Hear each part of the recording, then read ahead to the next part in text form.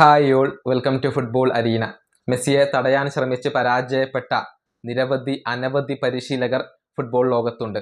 ആ കൂട്ടത്തിലേക്ക് വന്നു ചേർന്ന ഒരു പരിശീലകനാണ് റാൾഫ് റാഗ്നിക്ക്. പറയാൻ കാരണം, ഓസ്ട്രിയയും അർജന്റീനയും തമ്മിൽ നടന്ന മത്സരത്തിൽ എതിരില്ലാത്ത 2 ഗോളുകൾക്ക് അർജന്റീന വിജയിച്ചു. ഈ മത്സരത്തിൽ അർജന്റീനയും ഓസ്ട്രിയയും തമ്മിലുള്ള പ്രധാന വ്യത്യാസം അത് മെസ്സിയുടെ സാന്നിധ്യം തന്നെയായിരുന്നു. ആദ്യ മത്സരത്തിൽ അൾജീരിയക്കെതിരെയും അങ്ങനെ തന്നെയായിരുന്നു. അതായത് അർജന്റീന നേടിയ 5 ഗോളുകളും നേടിയത് മെസ്സി തന്നെയാണ് എന്നുള്ളത് എടുത്തു പറയേണ്ട ഒരു കാര്യമാണ്.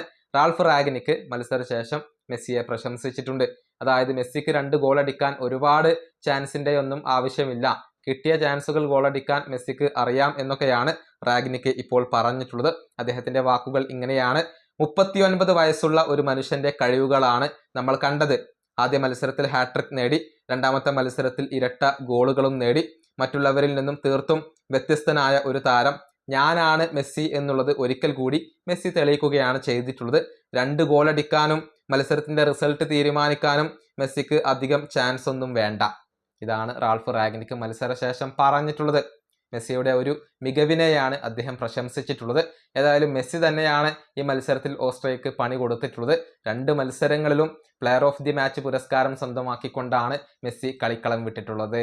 ഈ വീഡിയോ അവസാനിപ്പിക്കുന്നു. അടുത്തൊരു വീഡിയോ കാണാം.